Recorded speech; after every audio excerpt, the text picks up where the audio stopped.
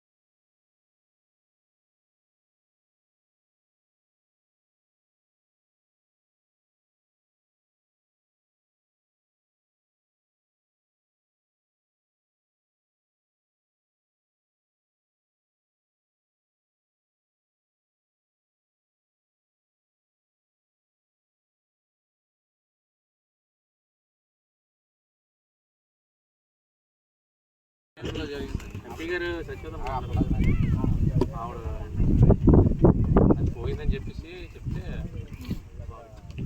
ఇది ఇప్పుడు ఇక్కడ మేనేజ్మెంట్ టూరిజం లేదు కదా.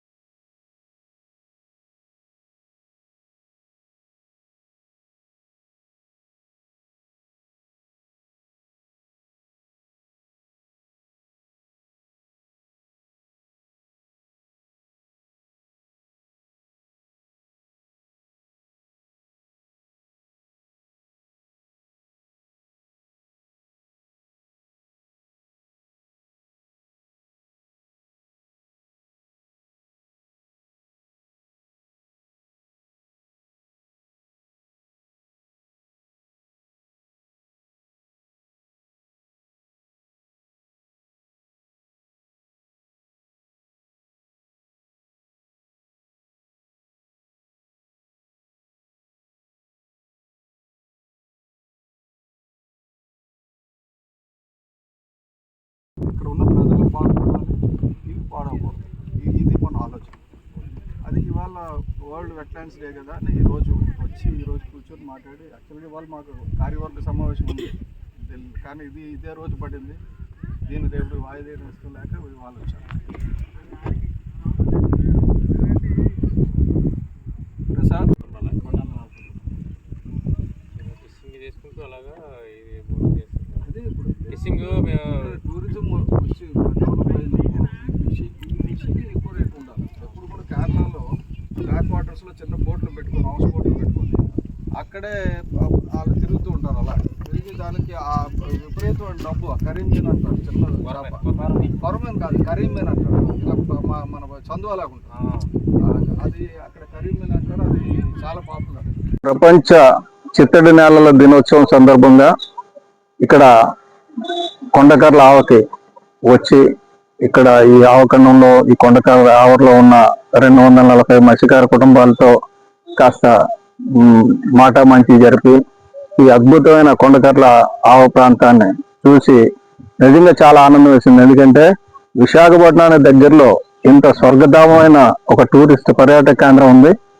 దీన్ని ఈ పర్యాటక శాఖ మంత్రి గారు అలాగే ఎకో టూరిజం అని చెప్పి పవన్ కళ్యాణ్ గారు చెప్తున్నారు. కాబట్టి ఈ ఎకో టూరిజం పర్యావరణ హిత పర్యాటక ప్రాంతంగా దీన్ని అభివృద్ధి చేసి దీన్ని ఎక్కువగా ట్రాఫిక్ వచ్చేటట్టు కాకుండా కొద్దిగా రెగ్యులేటెడ్ ట్రాఫిక్ వచ్చేటట్టుగా, అలాగే ఇక్కడ ఉన్న 240 మత్స్యకార కుటుంబాలకి మంచి ఉపాధి, వాళ్ళ జీవితాల్లో మంచి వెలుగునిచ్చేటట్టుగా ఒక కార్యక్రమం రూపొందించమని చెప్పేసి నేను పర్యాటక శాఖ మంత్రి గారికి అలాగే పవన్ కళ్యాణ్ గారికి కూడా ఇక్కడ ఈ కొండకర్ల ఆవ నుంచి వరల్డ్ వెట్లాండ్స్ డే రోజుని, ప్రపంచ చిత్తడి నేలల దినోత్సవం రోజుని ఈ చిత్తడి నేలల్లో బతుకుతున్న వీళ్ళందరితో అందరూ బాగుండాలని కోరుకుంటూ ప్రధానమంత్రి ముఖ్యమంత్రి గారికి అలాగే ఉప ముఖ్యమంత్రి గారికి పర్యాటక శాఖ మంత్రి గారికి అందరినీ కోరుకుంటున్నాను.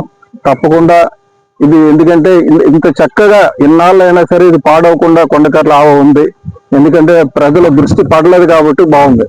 ఇక్కడ కొంతమంది మత్స్యకారులు నాకు చెప్పింది ఏంటంటే, సార్ ఇప్పటి వరకు బాగుంది, ఎవరి దృష్టి పడలేదు కాబట్టి ఇప్పుడు అందరి దృష్టి పడుతుంది, మమ్మల్ని ఎక్కడికో తగిలేసి ఇది కబ్జా అయిపోతుందేమో అని.